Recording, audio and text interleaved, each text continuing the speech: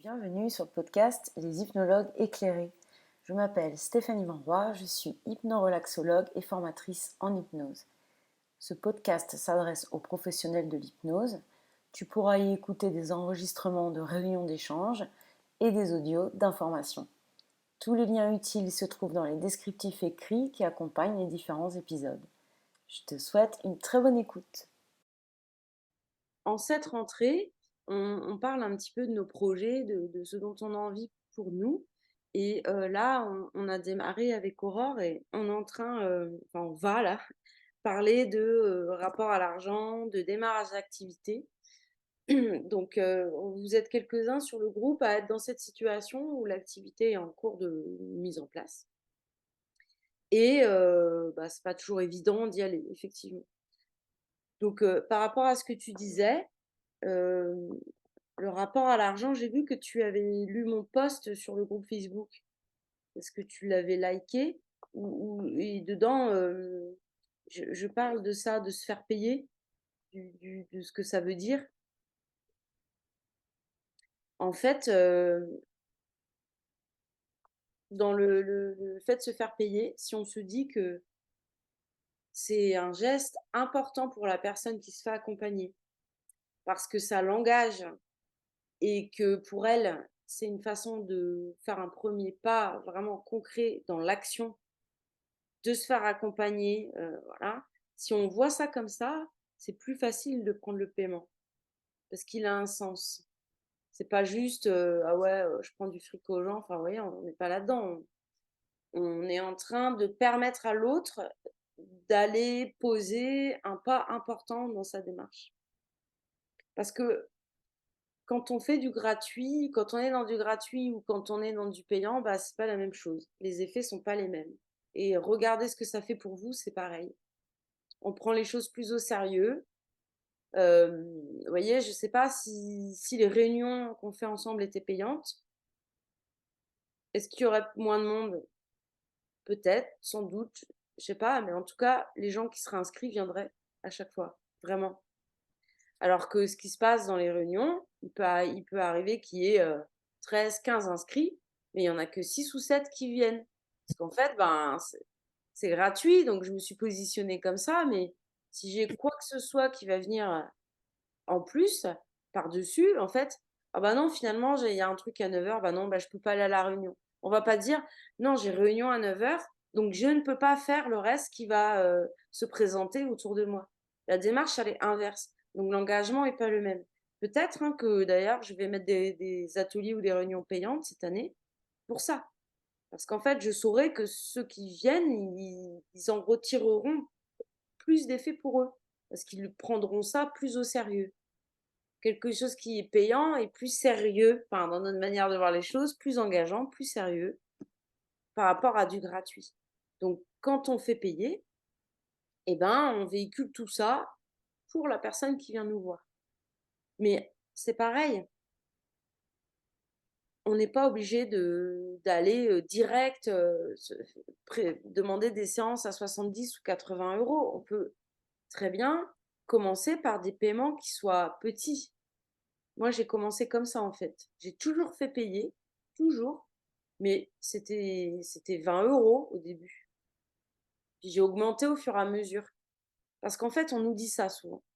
Ouais, tu dois être dans le prix du marché. Tu dois être dans le prix du marché. Bah oui, dans l'absolu, alors c'est pas qu'on doit être dans le prix du marché, mais on a tout intérêt à être dans le prix du marché. D'abord parce que si on n'est pas dans le prix du marché, on va pas en vivre. Faut être clair. Parce que calculer le nombre de séances qu'il faut faire, voyez, si vous voulez prendre un peu de congé, pensez, à enlever les charges et cetera. Si on est en dessous du marché, on va vraiment pas en vivre, voilà. Donc déjà, c'est utile pour nous pour en vivre correctement et c'est important pour la personne pour les raisons que je viens de dire. C'est que plus elle va, mettre cher quelque part, plus elle va se dire: «Bon, bah, moi j'ai payé ça, maintenant il faut que j'y aille». Ça va aider à faire lever les blocages et les résistances, en fait. Et donc voilà, donc c'est intéressant pour tout le monde, pour nous, pour la personne qui nous consulte. Mais tu dois, c'est quand même une injonction qui nous oblige, qui voilà, enfin, moi je préfère dire donc: «Il m'est plus utile de», mais il y a un moment donné, si on n'est pas en alignement avec le prix qu'on demande, ça peut pas fonctionner non plus. C'est pour ça que je pense qu'on peut s'autoriser à se dire: «Bah oui, moi j'ai l'intention d'y aller, à demander le prix du marché», voilà, au fur et à mesure, mais j'en suis pas encore là. Peut-être je suis même pas encore, voilà, complètement, déclarée. Je fais peut-être du troc, peut-être que je suis dans l'échange, peut-être, vous voyez? Mais voilà, il faut que ça soit OK dans notre vibration et dans notre alignement. Parce qu'effectivement, si je demande direct 70 € mais que je suis là, que ça va pas du tout, bah, on met une vibration qui est pas OK, en fait, dans l'échange avec la personne. Donc on peut aussi s'autoriser à se donner le temps et à démarrer tranquillement, peut-être par du troc, genre, je sais pas moi, voilà, ça peut être ça, des échanges et puis au fur et à mesure qu'on avance, on augmente ses tarifs et là, on va expérimenter en faisant ça, qu'il y a des gens qui vont arrêter de venir nous voir. Je dis ça parce que je fais aussi du massage bien-être. Donc dans le massage bien-être, on peut venir, voilà, souvent. Il y a des gens qui disparaissent et il y en a d'autres qui on va attirer. La spirale va se faire comme ça parce que oui, il y en a qui diront moi, on m'a déjà dit: «Ah bah non, mais moi, mettre plus de 30 € pour un massage, c'est pas du tout c'est plus OK pour moi, je viendrai plus». Je dis: «OK», mais il y en a d'autres qui viennent. Et donc ça se fait comme ça et on voit ça se faire sous nos yeux, c'est très bien. Chaque, palier où j'augmente, je me dis: «Bah non, mais en fait, c'est plus du tout OK pour moi, de demander, cette somme parce que, voilà, j'ai des charges, et qui s'ajoutent, parce que ça me demande énormément de temps, c'est énergivore, parce que je vois bien que pour en vivre» enfin voilà, donc et au bout d'un moment, augmenter le prix s'impose à nous. Donc on est plus qu'OK en faisant ça parce qu'on se dit: «Mais moi je ne fais plus de séances en dessous. Bah, maintenant mon prix c'est 70 € minimum. Je ne fais plus de séances de moins de 70 €. Mais parce que j'en suis arrivée là, en fait, j'ai pas du tout démarré comme ça, pas du tout. Donc vous voyez, entre les injonctions de surtout être au prix au marché là tout de suite, enfin c'est hyper, violent quoi. On arrive dans l'activité, on peut y aller tranquillement, on peut se permettre d'y aller tranquillement. Donc après, il y en a qui seront OK pour mettre ces prix-là tout de suite, pas de souci. S'ils sont alignés avec ça, et ben, parfait et si on l'est pas et ben, on peut trouver d'autres solutions, d'autres moyens d'y aller. Je lis ce que vous dites les filles.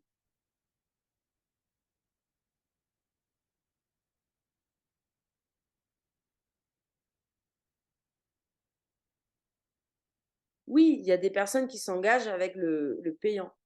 Je suis d'accord avec toi. Mais franchement, franchement, il y a des gens qui s'engagent pas si c'est payant. Par contre, ça marche dans l'autre sens. C'est-à-dire, c'est ça qui est compliqué, c'est qu'à un moment donné, hem, je vais prendre mon exemple personnel parce que c'est l'exemple que je connais le mieux.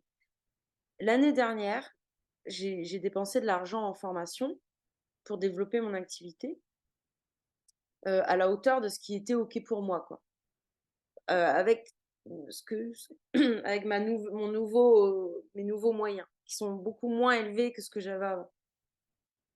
En cette rentrée, là, je vous l'ai dit, là, je me suis bien bousculée parce que j'ai dépensé plus, selon ma croyance, j'ai dépensé plus d'argent que ce que mes moyens m'autorisaient à le faire.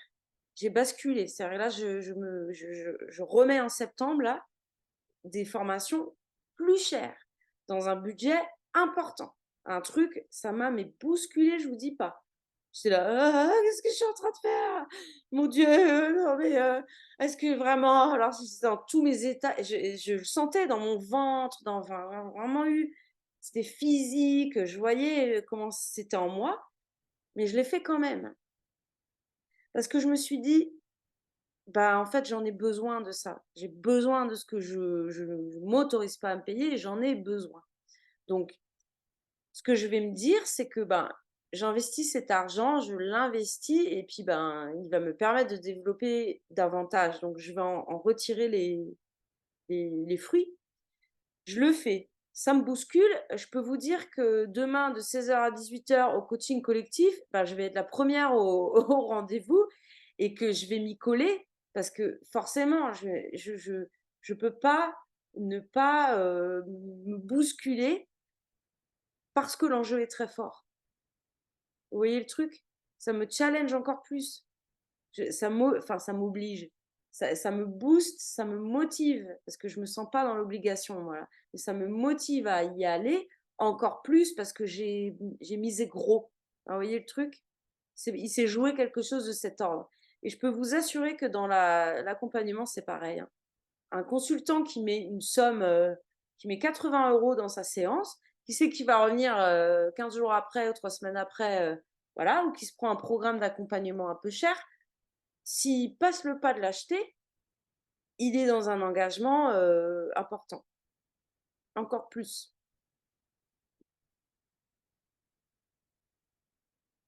Oui, l'engagement, c'est si j'ai décidé, même si c'est gratuit. Mais je peux t'assurer que quand on est dans du gratuit, les engagements sont pas les mêmes. Je le disais même sur les réunions, hein.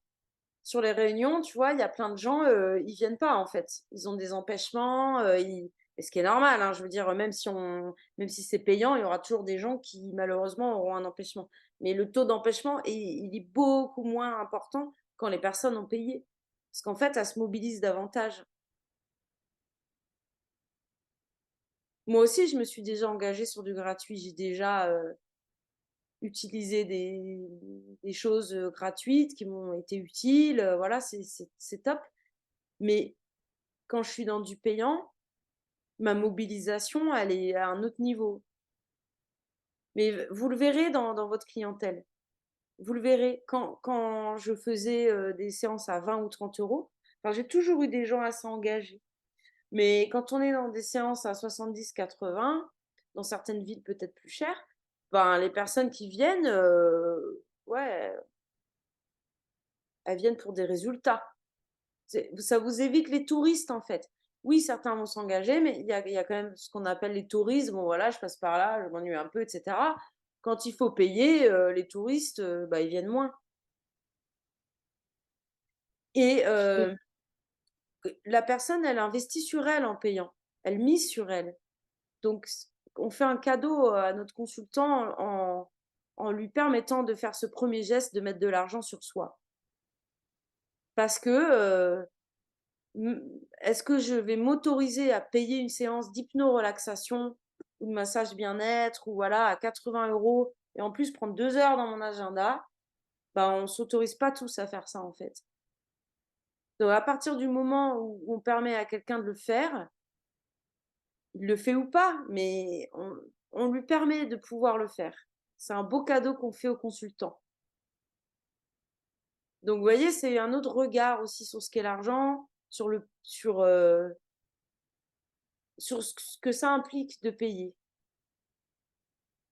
Mais tu vois, Aurore, voilà, si au début, comme je dis, c'est pas aligné, bah, tu peux très bien être dans des échanges avec, des personnes que tu rencontreras, peut-être dans le groupe Facebook ou voilà, ça peut être ça, échanger et ça peut être du troc et puis ça peut être, des petites sommes au début. C'est tout à fait OK, tu vois? Et je pense que quand on y va progressivement et Séverine, je voulais te dire ça aussi, tu vois, c'est que, on peut y aller progressivement. Moi, je me suis pas installée tout de suite, hein, en auto-entrepreneur. J'ai commencé mon travail, hors, inscription, dans le cadre d'échanges de formation, dans le cadre vous voyez? Voilà, c'est pareil, c'est une intention, c'est un objectif que vous avez, mais on n'est pas obligé de faire des sauts, de je sais pas combien de mètres de long, on n'est pas obligé de s'imposer des trucs comme ça. On peut aussi y aller tranquillement. Donc ça peut être démarré avec l'entourage.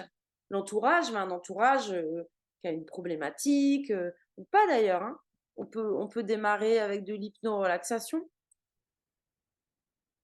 si c'est rassurant, voilà. Et puis y aller progressivement, au fur et à mesure de ce qui est OK pour nous. Parce qu'en fait, le truc, c'est que quand on débute, enfin et puis même, on peut garder ça pendant longtemps, hein. On s'imagine le praticien installé avec 10-15 ans d'expérience qui enchaîne ses rendez-vous, que voilà et on se dit, «Non mais moi, bah, évidemment, parce que nous, on n'en est pas là, tout simplement et on fait cette comparaison-là et elle est douloureuse parce qu'on peut on n'en est pas là, effectivement. Donc on peut faire en sorte d'amoindrir un petit peu, la douleur et puis de se dire: «Bah, non, mais moi, ce que je vise pas, tout de suite, en tout cas, c'est pas le cabinet rempli, blindé, c'est pour l'instant, je vise démarrer mon activité, faire mes premières expériences et y aller tranquille». Vous voyez? Puis ça déjà, c'est moins stressant. Et ça peut nous amener à y aller plus facilement. Je vais donner la parole à Jean-Pierre, je vais lire ce que disait Aurore, avant que j'ai pas lu. Et oui, c'est que c'est pas, effectivement l'engagement, on n'est pas tous égaux par rapport à ça. Il y a des personnes qui vont s'engager sur des petites sommes, voilà, ou du gratuit et d'autres pas, effectivement. Jean-Pierre? Oui, c'est juste pour rebondir sur ce que tu disais, après je veux pas reprendre la main à Aurore.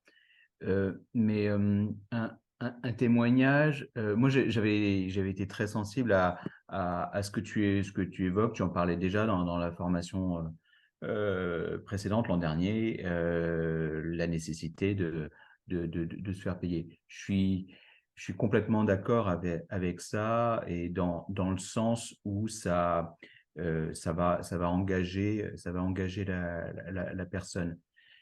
Néanmoins, c'est pas pour, c'est pas pour saboter ce que tu es en train de dire. Je voudrais juste dire, j'ai une expérience différente. Il se trouve que moi, j'ai quand même commencé en le faisant bénévolement et j'ai peut-être et ça se passe, je trouve, très positivement, aussi bien pour moi que pour les consultants. La seule particularité, je pense, c'est quand même que j'ai accompagné des gens qui sont thérapeutes ou qui se destinent à être thérapeutes.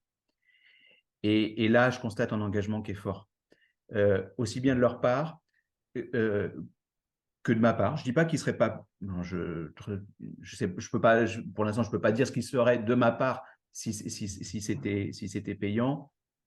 Mais si j'ai pas fait payer, c'est pas parce que je me sens pas légitime, ou en tout cas, j'essaie de regarder ça, parce que si c'était le cas, du coup, je pense qu'il faudrait que je m'interroge plus. Mais je sens, moi, enfin, il y a malgré tout une forme de rémunération. Donc, c'est pour ça que c'est intéressant que tu dises troc, parce qu'une rémunération, c'est pas que de l'argent. Effectivement, ça peut être du troc. Et moi, je le prends vraiment comme je me sens payé en expérience. C'est-à-dire que le consultant euh, m'apporte, malgré tout, d'une certaine façon, sa participation et j'en tire une expérience qui n'est pas, à mon sens, une recherche de ma part de légitimité. Donc c'est comme c'est intéressant, hein, d'ailleurs ça peut amener à pas mal réfléchir à qu'est-ce que c'est qu'est-ce que c'est que l'argent, quels échanges surtout, quels échanges se font, et au final ça revient peut-être même en termes d'énergie, au même sens. Il y a des gens qui en termes d'énergie considèrent l'argent comme une énergie et une circulation. Voilà, donc c'est juste pour apporter mon témoignage. Simplement pour dire que je suis tout à fait d'accord avec ce que tu dis, mais il faut aussi trouver sa voie, ce qui résonne en soi, et peut-être que on peut, ouais, on peut trouver la jauge si effectivement, si on n'est pas, si on cherche bien l'échange mutuel, parce que si on se donne, enfin c'est gratuit et qu'on tombe en plus sur le voisin qui vient parce que oui, bah, tiens, bah, ça coûte rien donc je vais essayer, là effectivement je suis complètement d'accord, il ne va rien se passer. Si dans les deux sens chacun s'implique, je trouve qu'il y a on avance quand même bien. Je ne sais pas si je suis clair, je me répète beaucoup. Et si, bien sûr, quand je parlais de troc, oui, j'ai ça en tête. En massage, on faisait des échanges. Alors, il y en a un qui massait et puis l'autre faisait un retour. Toi, tu parles d'échange en termes, bah, une autre forme d'énergie aussi, d'expérience dont tu bénéficies, etc. Donc, Mm, tu as le sentiment de gagner quelque chose, en fait, aussi. C'est-à-dire il y a une circulation, mm, quelque chose de positif qui se passe et c'est très, très bien. Parce que chacun, est satisfait, en fait. Toi, tu as des personnes engagées. Ce que tu dis, c'est très important. Est-ce que je serais plus engagée moi s'il y avait de l'argent ou pas? Ça, tout à l'heure, ça m'a traversé la tête, je ne l'ai pas dit à ce moment-là, mais oui, l'engagement, quand vous faites bien payer, ben, vous vous sentez, je sais pas comment dire, bah, comme un employé dans une boîte, qui est bien considéré, bien payé, bah, on a envie de faire les choses bien, vous voyez? Alors que si le patron, il nous sous-paye, qu'on est maltraité, bah, on est moins motivé. Bah, là, il y a ça aussi qui peut jouer. Et par contre, il y a une chose qui moi je parle d'argent, je vous explique pourquoi. Parce que il me semble que chacun ici a quand même en tête d'utiliser l'hypnose en tant que professionnel et d'en faire son métier. Et il me semble que quand on travaille, on gagne de l'argent. Et c'est en ça que, enfin, vous vous destinez à gagner votre vie avec cette activité, normalement. C'est pour ça que je parle de paiement. C'est qu'en fait, il y a un moment, et c'est là que parfois ça coince pour certains, voilà, et ça me semble important d'en parler et de préciser tout ça parce que on ne peut pas faire que du gratuit non plus, sinon on n'en vit pas. Enfin, vous voyez le truc? C'est ça. C'est que on est entre professionnels, on n'est pas des bénévoles d'une association. Vous voyez ce que je veux dire? Si c'était, je vais prendre un petit peu de mon temps, faire du bénévolat à la Ligue contre le cancer ou je sais pas, une association pour femmes maltraitées et voilà, OK, super, là, on est dans cet échange d'énergie et cetera. Mais, je pense que chacun ici, pour vous connaître un peu, Isabelle, elle a été déconnectée là, mais vous 3 en tout cas là, vous avez tous comme intention de vous installer. Donc vous serez Oui. tous voilà, vous ferez tous payer à un moment donné. Donc ça, le paiement, par contre, c'est sûr que symboliquement, si on pense que, notre travail est pas, assez méritant, suffisant, et cetera, on aura du mal à accepter de se faire payer. C'est sûr. Donc, bah, oui, ça se travaille, on travaille, tous, parfois toute la vie, voilà, bah, c'est super Aurore du coup parce que, ben, c'est ça qui est magique dans cette aventure, c'est que souvent, ben, on accompagne et on continue tout le temps à travailler sur nous, ça c'est sûr. Ça fait partie du boulot et c'est plutôt très sain d'ailleurs.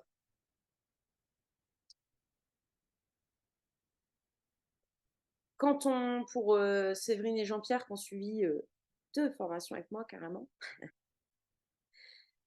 ils savent à quel point la posture,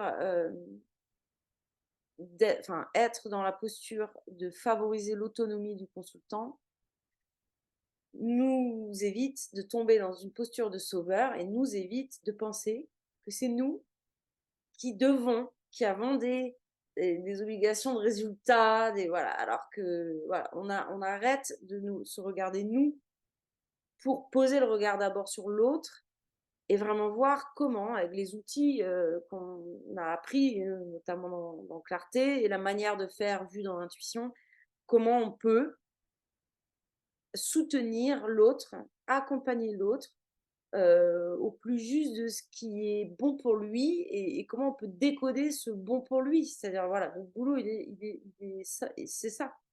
Mais c'est tout. C'est rien de plus, en fait. Et ça, ça enlève la pression sur nous. Ça remet l'autre au cœur de notre travail. C'est le consultant qui fait tout, c'est pas nous. Donc,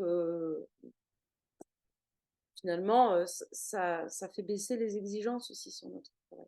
Mais pour pouvoir toucher ça, eh ben, il va nous falloir quelques premières expériences. Donc c'est y aller progressivement. Séverine, elle sourit. Pas à pas, mais souris, tu peux très bien démarrer, Séverine, avec, ta sœur, tu as déjà démarré là-dedans.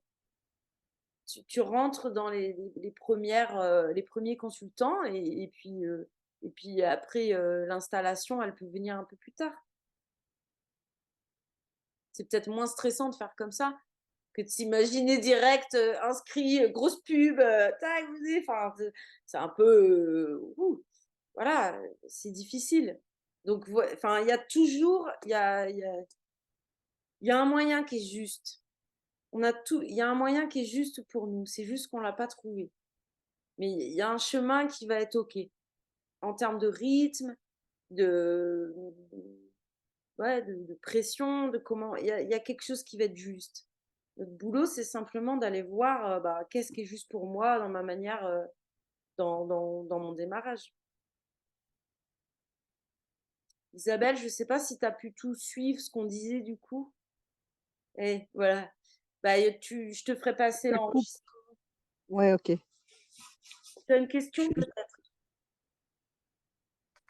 Je vais avoir une question, mais je ne sais pas si c'est par rapport à, tu disais de démarrer avec l'hypnorelaxation, là. Euh, Qu'est-ce que ça concerne en quoi? Et puis moi, moi maintenant qui est fait jusqu'au bout, je veux dire, comment on arrête en plein milieu d'une séance, par exemple, tu fais en transe, et puis après, est-ce qu'il faut quand même essayer de faire en transe, et après, comment est-ce que tu vas pas jusqu'à la fin, enfin, En hypnorelaxation, tu veux dire, ou tu parles de manière générale? ouais. En Non, non, en hypnorelaxation. hypnorelaxation, c'est une séance d'hypnose à part entière. Simplement, elle ne traite pas d'un problème, posé par le consultant de manière directe. C'est très axé relaxation, détente en fait, tu vois. Tu peux avoir des personnes qui ont envie d'avoir une séance d'hypno-relaxation comme on reçoit un massage. Ça peut être de cet ordre-là. Ça peut être quelqu'un qui fait beaucoup d'insomnie et qui prend des séances d'hypno-relaxation entre des séances de travail plus ciblées problèmes pour se poser, pour se détendre, pour récupérer. Donc l'hypno-relaxation n'est pas assez bien considérée, je trouve, par rapport à ce qu'elle peut apporter.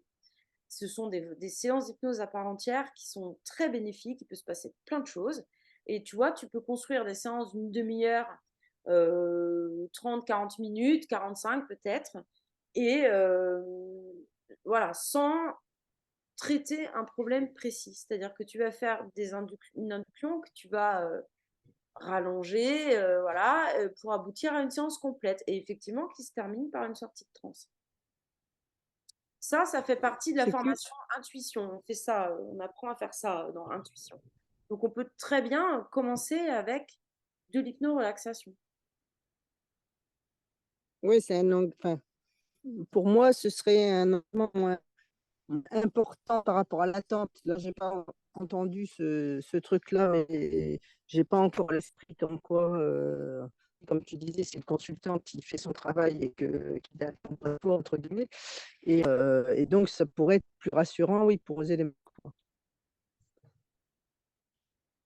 Ah, on a perdu un petit bout de ta phrase, Isabelle, sur la fin. C'est plus rassurant. J'ai dit que pour oser démarrer, en fait, parce que ça me met moins de pression. C'est pour ça. C'est-à-dire que ça peut être effectivement pour démarrer, comme tu dis, exactement. Ça, ça enlève la pression du résultat qu'il peut y avoir avec les hypnoses. Mais tiens, on pourrait faire une réunion là-dessus.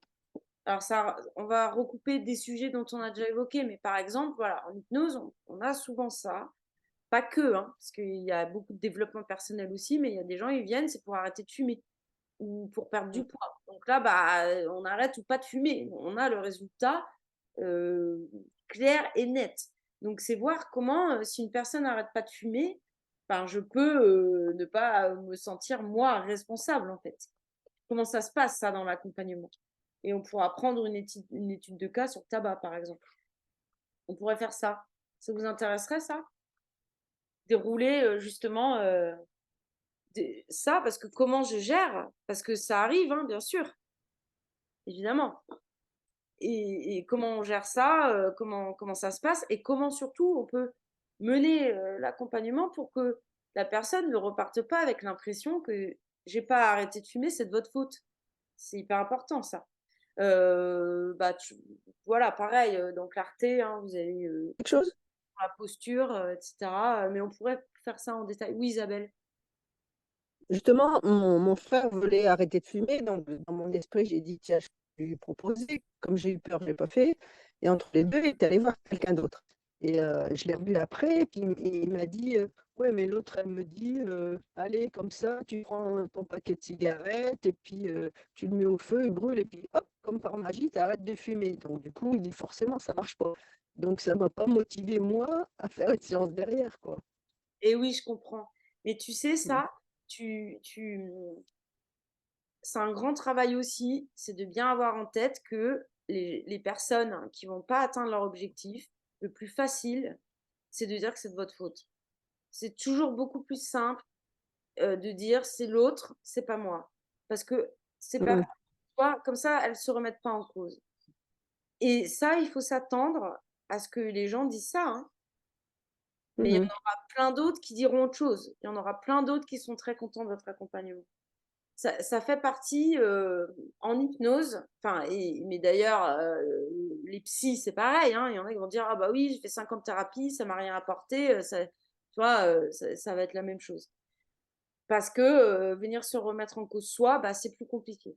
Par contre et c'est qu'en fait, pour tout ça, c'est un grand travail de fond et j'espère que, Jean-Pierre et Séverine, vous pourrez, vraiment, bah, reprendre ces cours-là, réécouter les ateliers qu'on a fait où dans Clarté, on pose tout ça, de comment on présente parce qu'on a le pré-talk sur la présentation de ce qu'est l'hypnose, mais il est hyper important de présenter le pré-talk de votre accompagnement, où là, vous parlez de ce qu'est votre accompagnement et où il est essentiel en fait, de mettre la personne au centre de l'accompagnement et de lui donner la responsabilité de ce qui se passe.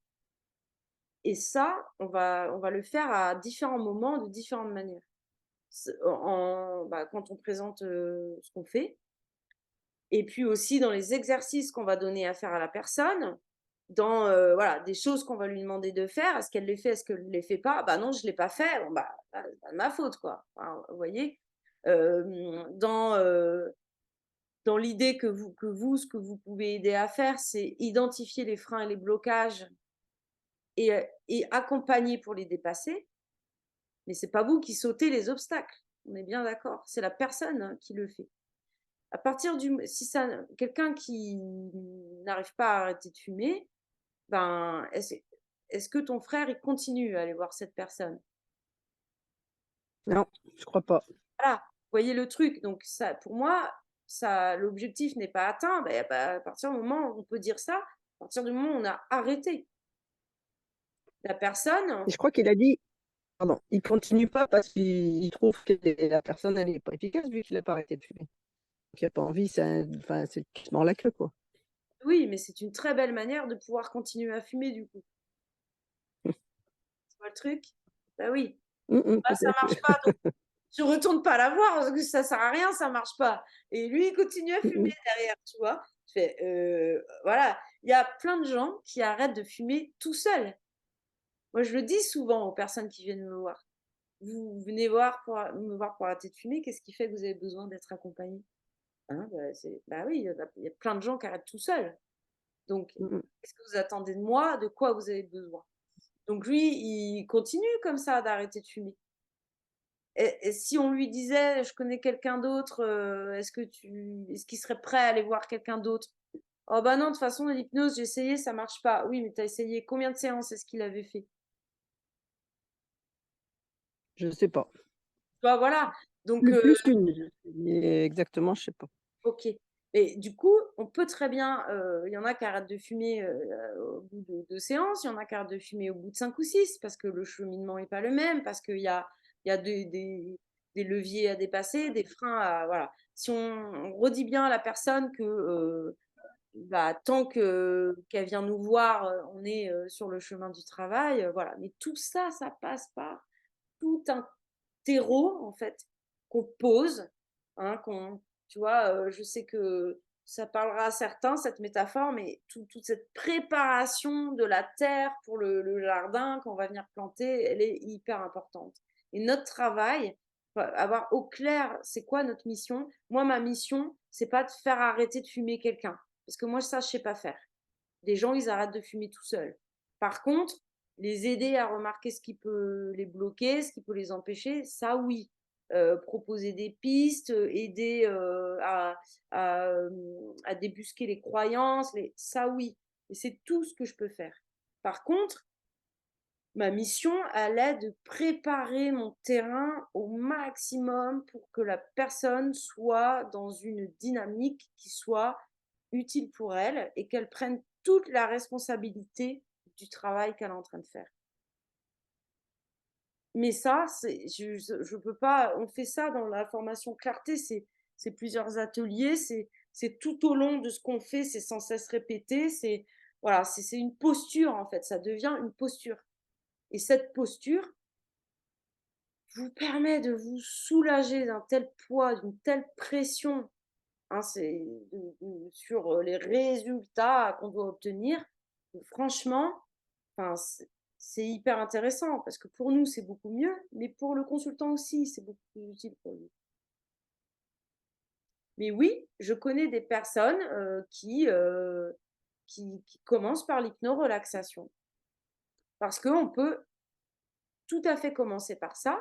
Et puis, quand on est prêt à sauter le pas, se dire: «Ah bah, maintenant, je vais aller accompagner quelqu'un».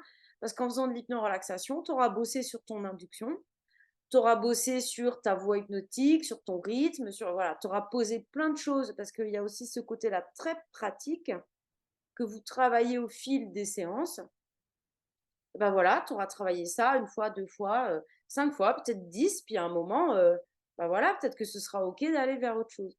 Rien ne nous oblige, à démarrer par un accompagnement sur le tabac ou avec les enfants ou avec, enfin voilà, faut d'ailleurs, c'est la première mission qui est la nôtre, c'est de sentir si c'est OK pour nous de travailler avec quelqu'un, enfin avec une problématique qu'on nous apporte, et c'est de s'autoriser à dire: «Bah, écoute, je connais quelqu'un, voilà, si tu veux, je peux te donner les coordonnées d'un tel ou d'une telle parce que pour moi, c'est pas tout à fait OK, je me sens pas apte, à t'accompagner là-dessus». Y aller petit à petit et voir ce qui est OK. Si vous êtes là, tous, hein, pour commencer à vous connaître un peu parce que j'ai travaillé avec chacun de vous. Alors, certaines personnes plus que d'autres, mais vous êtes ici et ce n'est pas un hasard. Et vous n'êtes pas là pour rien. C'est quelque chose qui vous tient à cœur. Vous êtes vraiment dans la dynamique de développer cette activité pour vous. Donc, il n'y a pas à se demander est-ce que je suis légitime ou pas. Mais oui, parce qu'en fait, c'est votre désir qui fait votre légitimité quelque part. Et vous avez suivi une formation, évidemment, vous n'êtes pas arrivé, vous n'êtes pas là, vous avez suivi une formation, ok, voilà, les choses sont posées. Donc, bah, maintenant, c'est les premières expériences à développer. Et puis, ben, bien sûr, bah, vous pouvez échanger entre vous, hein, entre stagiaires. Vous pouvez suivre des formations complémentaires. Séverine et Jean-Pierre, c'est ce qu'ils ont fait pour avoir un accompagnement bah, plus long, aller plus en profondeur, avoir la démarche d'accompagnement complète avec clarté, faire leurs premiers entraînements sur intuition et puis bénéficier du support du groupe aussi. Alors, un domaine en particulier, faut-il choisir un domaine? Pour commencer à accompagner Aurore, tu veux dire? Eh ben, tu peux, s'il y a quelque chose qui te parle, oui, tu peux. Ou tu peux te dire: «Ah non, vraiment, moi, le tabac», typiquement, le tabac, je sais qu'il y en a beaucoup qui veulent pas parce que le tabac, il ça va peut-être, alors, si la personne arrête de fumer, on va se réjouir. Si la personne n'arrête pas, on va être très malheureux. Alors qu'en fait, l'idée, nous, ça serait, bah, oui, bah, je suis contente pour elle, mais voilà. Enfin, vous voyez, de ne pas se sentir, comme responsable. Mais le tabac, typiquement, c'est là, on peut avoir des réticences à accompagner des gens à arrêter de fumer parce que, ça va être: «Oui, c'est réussi, non, c'est pas réussi». Vous voyez le truc? Donc c'est typiquement ce cas-là, qui est évité. Mais c'est pareil, si ça t'aide à démarrer, de choisir un sujet, bah oui, au contraire. Si mais bon, vous savez, les gens, ils vont venir à vous. Vous allez avoir des personnes, bah, tu vois, par exemple, Isabelle, toi, tu as dit: «Bah oui, je me suis dit: "Mon frère, il fume, il va arrêter de fumer, je pourrais peut-être"», dans votre entourage, vous allez avoir des choses qui vont se dessiner.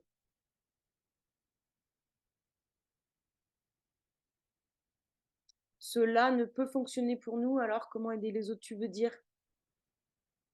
Qu'est-ce que Aurore,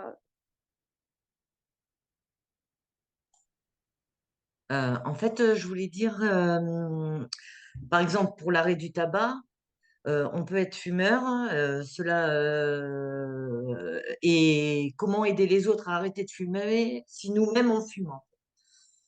Eh Enfin, ben, en fait, tu peux accompagner des gens à arrêter de fumer en étant fumeur. ouais. Ah oui, Enfin, j'ai parce envie de dire, c'est quand même à nous de montrer un peu l'exemple. mais pas du tout, parce que Non. enfin, pas du tout.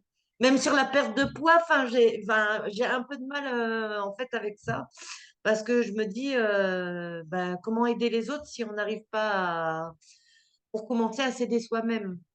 Je comprends. Je comprends ce que tu veux dire. Encore une fois, c'est comme l'argent. Si je suis pas alignée, si je me sens pas légitime à accompagner quelqu'un là-dedans, bah, je ne le fais pas. Parce qu'en fait, ça va nous mettre dans enfin, pas légitime, mais je veux dire, pas, voilà, moi, je suis vraiment pas une personne qui peut accompagner parce que j'ai moi-même ce problème entre guillemets, hein. Et j'ai pas dépassé ça, donc voilà.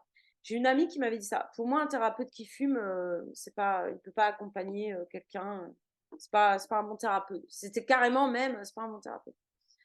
Alors, bah, moi, je connais des thérapeutes qui fument pas, mais par contre, ils ont plein d'autres soucis, hein, voilà, aussi, mais qui sont moins, qui se voient moins. Bah voilà, parce qu'en fait, les êtres humains, on a tous des choses qui nous pose souci. Et c'est pas parce qu'on est accompagnant que d'un coup on devient autre chose qu'un être humain. Donc on se trimballe avec nos casseroles, hein, partout, tout le temps, dans notre boulot. Et voilà, les accompagnants, ils en ont aussi. C'est la preuve que, que ce n'est pas nous qui comptons dans l'accompagnement, mais la personne. C'est que même si je fume, je peux accompagner quelqu'un à arrêter de fumer. Parce qu'en fait, c'est sa démarche, c'est sa problématique, c'est son cheminement, et c'est là où elle en est, elle. Et je vais pouvoir, moi, je connais, commence voilà, à savoir où aller, etc.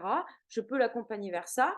Et en fait, moi, que je fume ou pas, n'a aucune importance parce qu'on parle d'elle. Il s'agit bien d'elle au centre. Tu vois? Donc, après, peut-être qu'un consultant qui vient nous voir et qui dit ah, vous fumez, bah, peut-être penser, bah, du coup, vous n'êtes pas très légitime pour m'accompagner à ça. Et auquel cas, bah, peut-être que oui. Ce consultant a envie d'aller voir quelqu'un qui fume pas. Bon, voilà, après, moi, on m'a jamais demandé si je fumais ou pas, quoi, en fait, hein. On m'a jamais posé la question lors des, lors des séances. Donc ça, c'est toujours pareil, c'est à vous de voir. C'est à vous de voir comment vous le sentez, mais tu as raison, si c'est peut-être que pour démarrer, ben, tu peux dire, bah non, moi, sur ces sujets-là, je me sens pas OK, bah, je peux peut-être sélectionner, c'est-à-dire je fais de l'hypnorelaxation et puis, je verrai ce qui se présente et peut-être que sur les émotions, bah, ouais, je peux accompagner, sur l'insomnie, oui, pourquoi pas, voilà. Alors Jean-Pierre, sur l'hypnorelaxation et sur le fait alors, bah, toi, tu as les cours en plus, Jean-Pierre, sur l'hypnorelaxation? Je sais, honnêtement, bah oui, oui, il faudra que je me replonge dans les OK. cours. Simplement, si je pose la question, c'est parce que je me rends compte que quand j'ai été en situation de faire des séances d'hypnorelaxation, j'ai toujours fait une action qui était cohérente par rapport au fait de se relaxer, mais du coup, je pose la question parce que je suis pas trop à l'aise avec le sujet. Je m'interroge, et comment tu le fais? Est-ce qu'il y a, peut-être qu'il n'y a pas de règle, peut-être que c'est suivant comment on le sent dans la séance, mais est-ce que le fait de faire une action pour toi est cohérent ou pas avec le principe de l'hypnorelaxation? Est-ce que tu peux donner un exemple concret d'action que tu t'es demandé Oh, bah, je dirais, enfin, si c'était une action, ça aurait été quelque chose qui va dans le sens, par exemple, d'aller sur le ventre. On va par exemple faire des histoires de ballons, mais donc dans le sens d'une action. Tu vois ce que est-ce que je suis clair? Allez, euh, j'ai certainement, par exemple, cherché si je prends un exemple concret,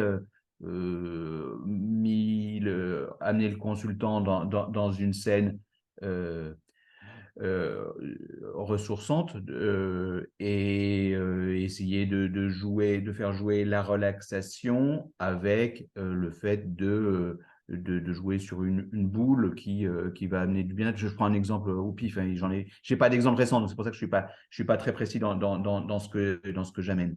Mais faire voilà, j'ai essayé, même dans des séances d'hypnose de relaxation, d'impliquer le sujet, mais du coup, c'était une action. Donc, d'où ma question. Est-ce que l'hypnorelaxation est cohérent par rapport à une action? Si tu fais un body scan en hypnorelaxation, tu es déjà dans l'action parce que tu invites la personne à amener l'attention sur le corps, sur certaines parties du corps, tu vois. Donc, quelque part, on lui demande déjà de faire quelque chose, entre guillemets. Comme tu l'as dit, pas de règle. Et encore une fois, c'est toujours pareil, c'est que à chaque fois qu'on se donne des exemples comme ça, ce qui est compliqué, c'est que on n'a pas les attentes de la personne à qui on fera la séance. Vous voyez le truc? En hypnorelaxation, on a aussi un temps d'échange, demander ce dont a besoin la personne.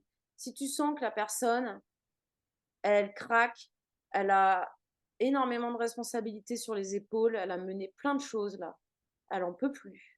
Elle se sent un peu seule, elle a qu'une envie, c'est qu'on s'occupe d'elle. Un truc comme ça.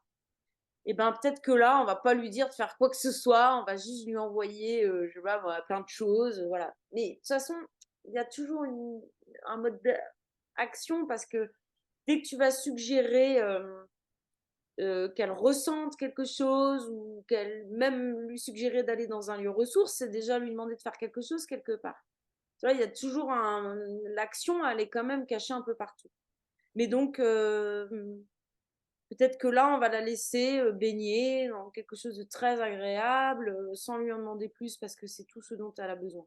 Ça va être vraiment l'échange avec la personne qui va nous faire mesurer ça.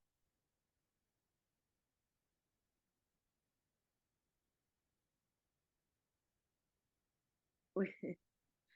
Oui, normalement, effectivement, comme dit Aurore, l'hypnorelaxation c'est intéressant ce que tu dis parce que c'est une différence importante. C'est que dans les séances d'hypnose, eh ben oui, il peut y avoir des moments, c'est pas toujours très agréable. Parce que quand la personne, elle se retrouve confrontée à une émotion difficile qui remonte, voilà, il peut y avoir des choses, ça bouscule. Quand quelqu'un vient parce qu'elle vit une période très difficile, même dans les entretiens, les larmes montent, voilà, ça peut être douloureux. Comme tu le dis, l'hypnorelaxation sur le papier, ça n'empêche pas qu'il y ait des remontées émotionnelles. Au contraire, j'ai déjà eu ça, moi. Une personne qui n'est pas bien, qui dans l'hypnorelaxation contacte une forme de douceur, une forme de bien-être. Et là, le bien-être au milieu de ce moment tellement difficile qu'elle traverse, bah, ça fait monter les larmes. Parce que c'est tellement d'un coup doux et bon. Et donc, c'était pas du tout quelque chose de douloureux, c'était des larmes, ouais, qui était synonyme de quelque chose de positif. Donc ça peut venir quand même, mais c'est vrai que la proposition sur le papier de l'hypnorelaxation, c'est du bien-être, c'est de la détente, c'est revenir dans la bulle. Ça, et du coup, c'est un peu ce qu'on essaie de favoriser dans nos séances. Et on peut proposer à la personne, hein. On peut proposer à la personne avant. Est-ce que, ou alors aujourd'hui, est-ce que vous avez envie plutôt d'être focaliser sur le corps? Est-ce que vous avez envie de partir en voyage quelque part? Voilà, on peut proposer à la personne. Si on ne sait pas trop. Et Est-ce comme que tu disais, pour finir, si tu as une intuition, ben, tu peux aussi la suivre en séance. Aurore met un commentaire où elle parle d'inconfort. Est-ce que la question, est-ce que la, ah, mince, si Aurore s'en va, est-ce que la notion d'inconfort, elle est liée, je vais peut-être attendre que Aurore pose la question. Aurore, est-ce que la question c'est, est-ce que justement, si l'action ne peut pas être réalisée par le consultant, c'est là qu'il y a un inconfort et qui met face à justement un problème de relaxation?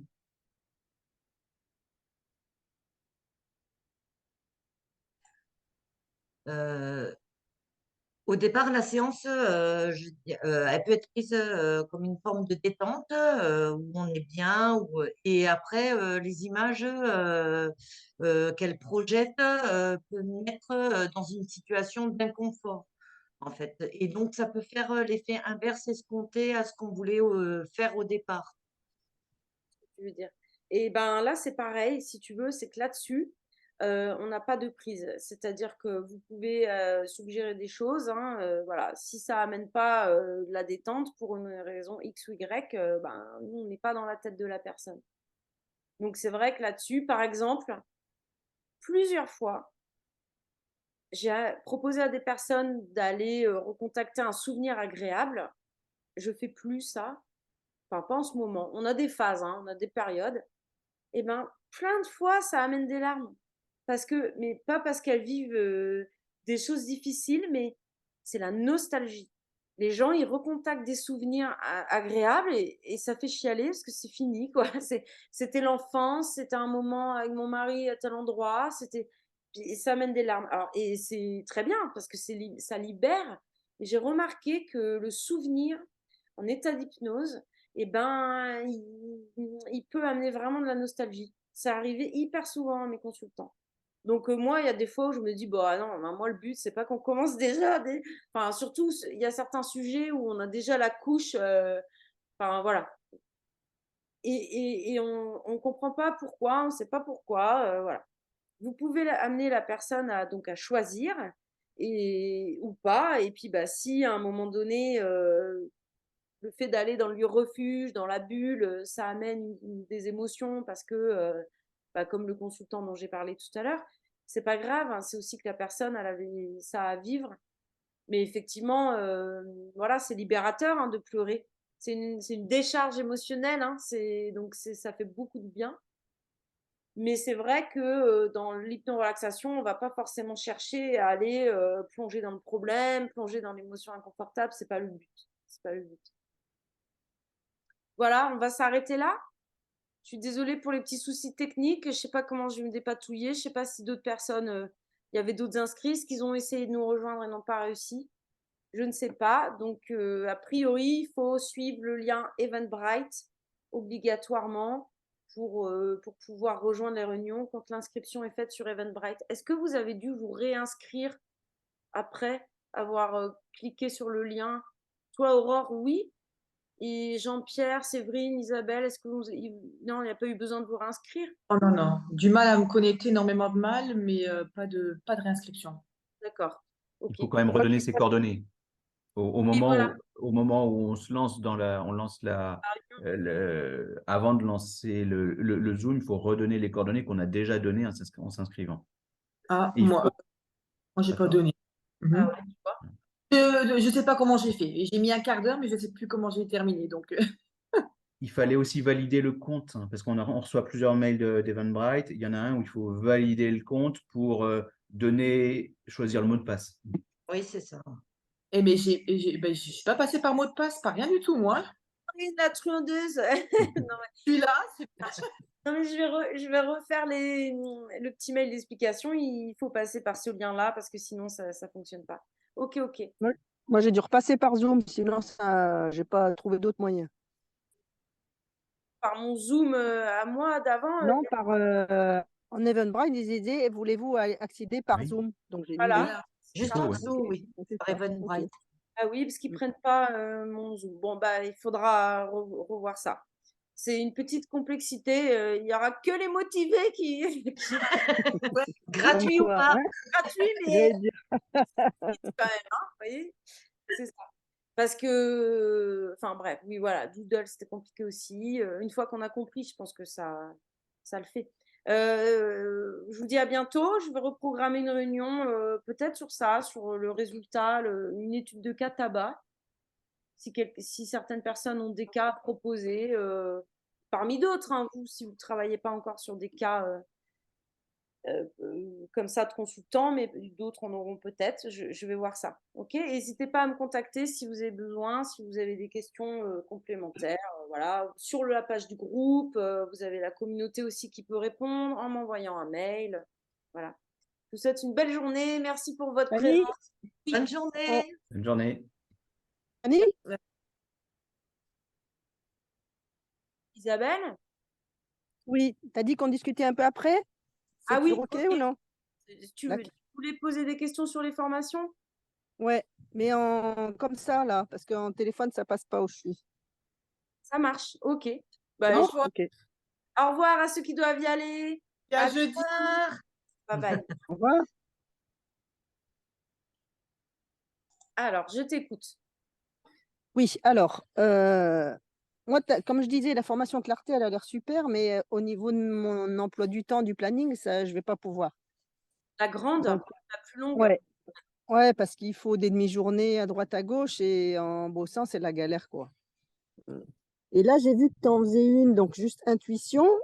Euh, euh, donc, c'est en fait, de ce que j'ai compris, donc on travaille surtout sur les intuitions et sans faire par écrit, c'est ça? En faisant le moins d'écrit possible pour justement être le plus juste. Ouais, le but d'intuition, c'est de te permettre de faire tes inductions et ta séance d'hypnorelaxation. On va jusque-là, hein, la fin. Mhm. Entièrement comme ça, en direct, sans les écrire à l'avance. Ok. Voilà. Et est-ce qu'il y a aussi le côté, parce que moi, ça m'irait bien ça. euh, Et par contre, dans la formation, tu sais, il a fallu qu'on finisse super vite là. On n'a pas trop travaillé comment ça s'appelle? Quand tu poses des questions à la personne et la personne te répond, savoir si tu es dans ce que tu fais. Alors attends, j'ai pas très bien entendu, ça a coupé. Quand tu poses des questions, l'entretien, Non, non, après, au cours de la séance, par exemple, tu dis yes 7, tout. Comment? le yes 7 avec n'est-ce pas et tout ça là. Non, non. Comme quoi tu pour regarder ce que tu fais, par exemple, j'en sais rien, de dire une couleur, et puis l'air de dire est-ce que c'est le vert, la personne te répond oui ou non, savoir justement Ah, le pour rester signaling. le stage, j'ai pas fait parce que bah, il fallait était un peu. Donc, est-ce qu'il y a aussi ce côté-là dans la formation? Oui, on en parle parce que j'introduis le signaling dès l'induction ou la parole. Donc, j'ai refait un cours sur le signaling parce que j'en vois, il y a un peu, il y a de la théorie supplémentaire par rapport à la formation que tu avais suivie. Mm, Et il y a à nouveau un cours sur le signaling, ouais, ok. tout à fait. Et après, est-ce que donc tu avais dit sur Clarté, il y a des groupes, vous travaillez en atelier les uns avec les autres, pareil pour l'addiction. Oui, oui. Là, tu vois, les stagiaires, ils se sont constitués un groupe WhatsApp et ils se sont Mhm. entraînés entre eux, Ok, voilà. échangés entre eux. Ouais, parce que moi, je aussi, c'est que je bouge beaucoup, ça passe pas toujours d'ailleurs. Et puis, donc, difficile, Bien sûr, les gens pour faire des échanges, en fait. bien sûr. Mm. Mais tu vois, eux, ils ont fonctionné comme ça parce qu'il y en a qui sont pas encore installés et du coup, Mm. ils n'ont pas de consultant. Donc, tu vois, il fallait Mm. bien, voilà. Donc, ils ont échangé entre eux. Ok, d'accord. Mais Et, intuition, c'est pareil. Il y a 4 ateliers. Le, oui, mais c'est là, je crois que c'est octobre. ouais, ouais, je pense que je vais décaler un peu. Ça Bien. sera des premiers envois des cours. Enfin, on reverra les dates ensemble, hein, de toute façon. Mais pour que ça démarre mi-octobre, fin octobre, tu vois, on verra ça. Il y a 4 ateliers de 3h30. Et c'est tout. Parce que, en fait, moi, les dates, là, je travaille pas, en fait. Je peux fin novembre, on va dire. Je me suis arrangée comme ça. Ok, Donc, ça, c'était impeccable, quoi. Je pouvais au moins caler là et puis sans être embêtée par rapport. Après, je le problème, comprends. c'est que si tu décales trop, je risque de travailler. D'accord. Avec les dates actuelles hein, qui étaient celles Ouais. qui sont annoncées. Mm.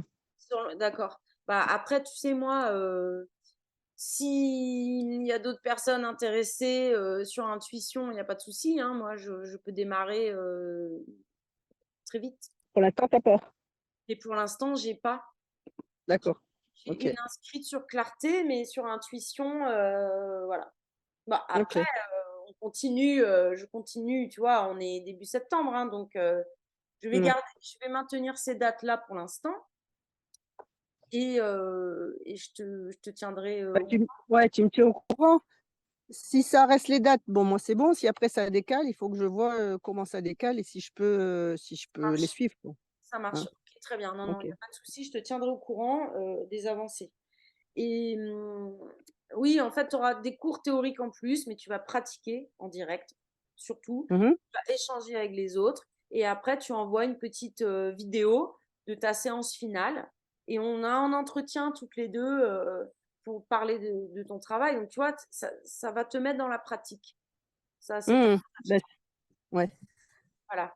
Et a mais après sur le côté, parce qu'en fait, ce qui est difficile, je trouve, heu, pas trop l'induction, je trouve, parce que bon, c'est assez facile à trouver, des choses pour arriver. Après, c'est, ben, de déterminer comment on dit? Le pourquoi, la pensée positive ou je sais pas quoi là, pourquoi les gens ils font ça et Et oui. Ah ben alors ça, comment? L'intention positive, voilà. ouais, C'est ben, super tout ça, compliqué ça. c'est dans Clarté, par contre. Tout ce qui est Ouais. démarche d'accompagnement, méthode, conduite d'entretien, on bosse. La première partie de la formation, c'est les entretiens. Qu'est-ce qu'on cherche à récolter comme info? Pourquoi? Qu'est-ce qu'on en fait? Et donc, c'est là qu'on voit la raison du problème, machin. On travaille entre nous dans les ateliers sur nos problématiques à nous, Mmh.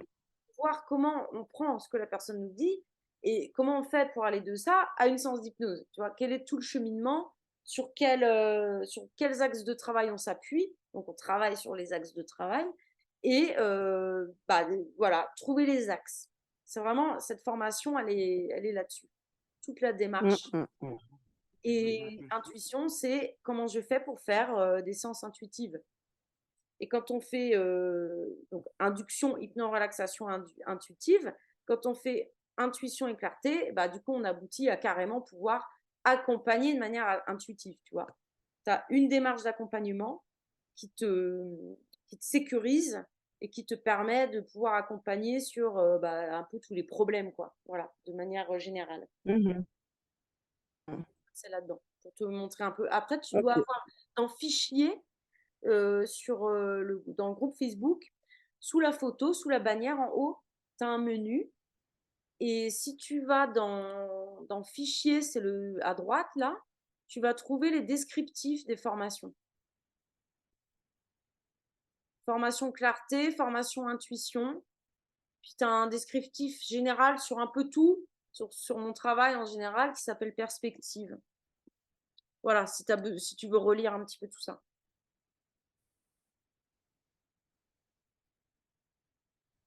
Et oui, parce que du coup, toi, au niveau du travail,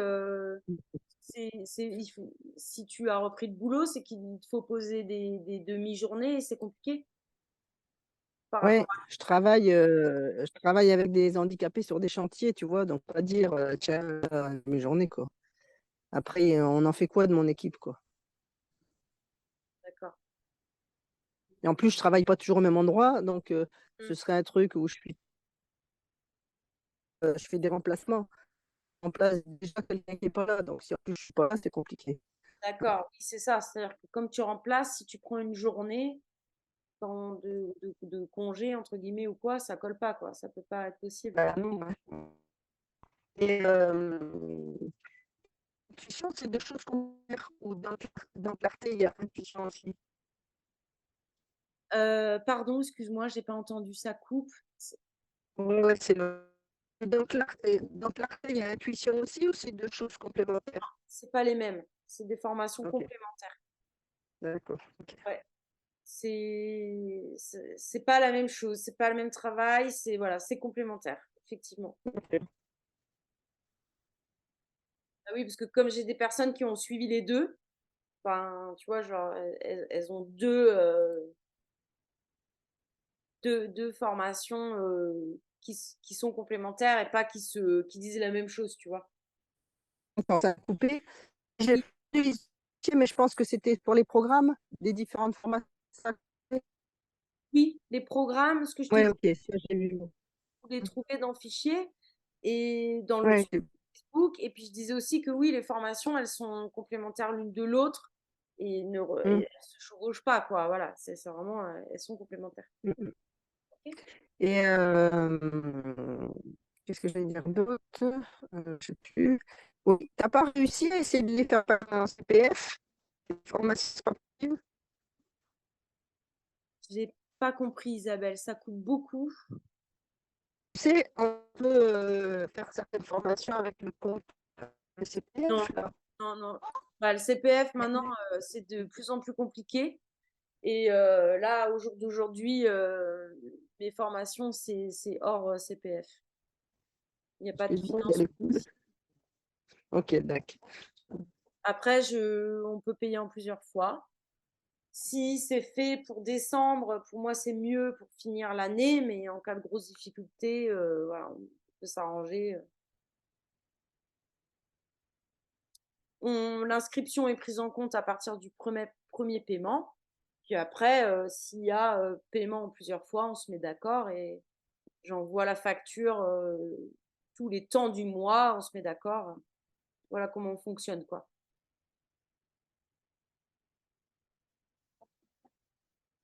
Ok, ben, je vais regarder et puis tiens, alors pour l'intuition déjà, parce que clarté, je pense compliqué Pour les dates. au niveau des. Non, je ne sais plus ce que c'était, mais au niveau de Calais, justement, les trucs, c'est compliqué, quoi. Bah, je comprends. Bah, j'ai prévu 9 ateliers et sur les dates que j'avais prévues initialement, tu en as 3 ou 4 avant le mois de novembre. Je pourrais revérifier, mais le reste se fera. Il y en a en décembre, il y en a en janvier, un petit peu, tu vois. C'est ça.